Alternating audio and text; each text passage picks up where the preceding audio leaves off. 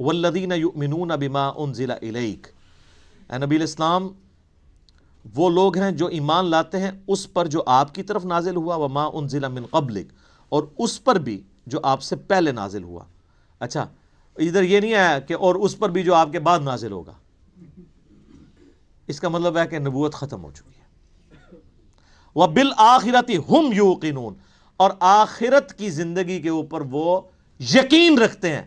سر دیکھیں، کتابوں پر ایمان لاتے ہیں اور آخرت پر کیوں؟ آخرت پہ ایمان لانا کافی نہیں ہے، یقین ہونا ضروری ہے۔ یقین نہیں ہوگا آپ کا قبلہ درست نہیں ہوگا۔ یقین کو آپ اسی طریقے سے سمجھ لیں کہ اگر آپ کو کہیں نا کہ یار استری، گرم استری کو اگر ہاتھ لگ جائے نا تو ہاتھ جل جاتا ہے، اور کسی کا جلا ہوا ہاتھ دکھا بھی دیا جائے تو صرف ایمان ہی ہوگا یہ آپ کا، کیونکہ آپ نے خود جلتے ہوئے نہیں دیکھا۔ یقین کے لیے آپ کو استری کے اوپر ہاتھ رکھنا پڑے گا، گرم استری پہ۔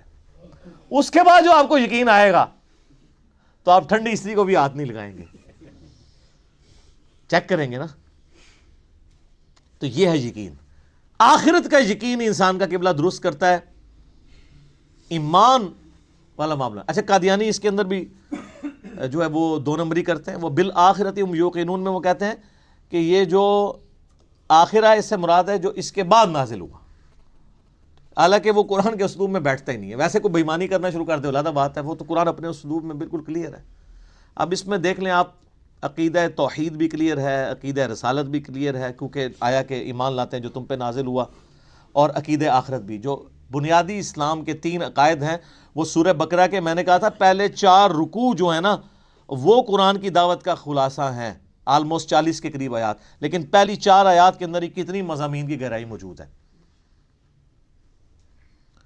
تو آپ سے پہلے یعنی تورات اور انجیل اور باقی صاحب یعنی اولڈ ٹیسٹمنٹ، نیو ٹیسٹمنٹ، اس میں بھی ایمان لاتے ہیں، اور آپ پہ جو نازل ہوا۔ ظاہر ہے کہ جوز اور کرسچنز کو چونکہ یہ پتہ تھا کہ اللہ کی کتاب ہے، پروفیسیز موجود تھیں۔ ایون آج کی آپ انجیل مقدس اٹھائیں، جو انارکلی سوسائٹی، جو بائبل سوسائٹی جو ہے انارکلی لاہور، اس میں اولڈ ٹیسٹمنٹ، نیو ٹیسٹمنٹ اور صحائف جو ہیں وہ بنی اسرائیل کے پیغمبروں کے، انہوں نے انجیل مقدس کے نام سے آلموسٹ اتنی والیوم کی ہے، لیکن وہ باریک رائٹنگ ہے، قرآن سے 3 گنا بڑی وہ کتاب ہے۔ آپ اس میں ابھی بھی آپ اولڈ ٹیسٹمنٹ میں تورات کے اندر چلے جائیں، ڈیوٹرانومی چیپٹر نمبر 18 کی جو ہے وہ آیت نمبر 18 پڑھ کے دیکھ لیں۔ اے موسیٰ علیہ السلام، میں تیرے ان کے یعنی امتیوں کے بھائیوں میں سے تیری مانند ایک رسول اٹھاؤں گا، تو وہ یعنی بنو اسرائیل میں سے نہیں بلکہ بنو اسماعیل میں سے۔ میں قرآن کے تعارف میں اس کے اوپر چونکہ بول چکا ہوں، آپ دیکھیں۔ اسی طریقے سے گاسپل آف جان جو ہے نیو ٹیسٹمنٹ میں، اس میں چیپٹر نمبر 15 سے لے کے 18-19 تک آپ کو نبی علیہ السلام کے علاوہ کے حوالے سے پروفیسیز ملیں گی حضرت عیسیٰ علیہ السلام کی، کہ جی مجھے تم سے ابھی بہت کچھ کہنا ہے لیکن تم اس کے متحمل نہیں ہو۔ جب وہ دنیا میں ہستی تشریف لائیں گی، میں تمہارے آسمانی جو باپ ہے یعنی خدا سے یہ بات کروں گا کہ وہ ہستی تم میں آئے اور وہ تمہیں وہ چیزیں سکھائیں گی جس کے ابھی تم متحمل نہیں ہو۔ وہ اللہ تعالیٰ ان کے منہ میں اپنا کلام ڈالے گا، وہ اپنی خواہش نفس سے کچھ نہیں کہیں گی، وہ وہی کہیں گی جو اللہ ان کو وہی کرے گا۔ وہی جو ہم کہتے ہیں نا وَمَا يَنطِقُ عَنِ الْهَوَىٰ إِنْ هُوَ إِلَّا وَحْيٌ يُوحَىٰ۔ تو نبی علیہ السلام، اور اس میں الفاظ ہیں کہ وہ دنیا میں میرا نام روشن کریں گے۔ حضرت عیسیٰ علیہ السلام کا نام پھر دیکھیں کیسا روشن ہوا ہے۔ ان کے اوپر جو جیوز نے تہمتیں لگائی تھیں وہ اس کتاب نے دور کی، اور کرسچنز نے جو ان کے نام پہ شرک کھڑا کیا تھا اس کو بھی دور کیا۔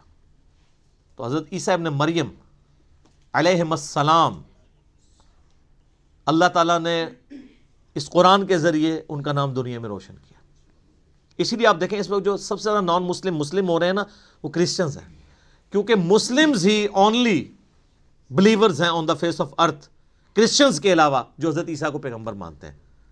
یہودی تو ان کو دجال کہتے ہیں نعوذ باللہ، اور وہ ایک مسیح کے انتظار میں ہے جو آ کے جا چکا ہے۔ اب جب دجال آئے گا اس کو وہ مسیح مان لیں گے، حالانکہ جو ان کی کتابوں میں مسیح تھا وہ عیسیٰ ابن مریم تھے جن کو انہوں نے انکار کر دیا، اور کرسچنز نے ان کے بارے میں ڈیوینٹی کلیم کر دی، کسی نے خدا کا بیٹا کہہ دیا اور کسی نے کہہ دیا یہ خود ہی خدا ہیں۔ اللہ تعالیٰ نے ان تمام نظریات کا رد اس کتاب میں کر کے حضرت عیسیٰ علیہ السلام کی صفائی پیش کی، صحیح عقائد بتائے، جوز کی غلطیاں ہائی لائٹ کی، کرسچنز کی وہ انشاءاللہ آگے شروع ہوگا۔ اب آگے جو ہے وہ انسانیت میں جو 3 گروہ ہیں ان کا ذکر آئے گا، کہ یہ تو ایمان والے جو گروہ ہیں ان کے بارے میں، بلکہ ایک آیت اس کے ساتھ آپ اگر جوڑ ہی لیں تاکہ یہ مضمون مکمل ہو جائے۔ اگلی آیت جو ہے نا، اولئک علی ھدی من ربہم واولئک ھم المفلحون، ایسے ہی لوگ اپنے رب کی طرف سے ہدایت پہ ہیں اور ایسے ہی لوگ کامیاب ہونے والے ہیں۔ یہ پہلی 5 آیات کے اندر اللہ تعالیٰ نے انسانیت کے پہلے گروہ کا ذکر کیا ہے جو ایمان تک پہنچے گا، اس کے بعد پھر کافروں کا ذکر آئے گا، پھر اس کے بعد منافقین کا، یہ 3 گروہوں کا ذکر آئے گا۔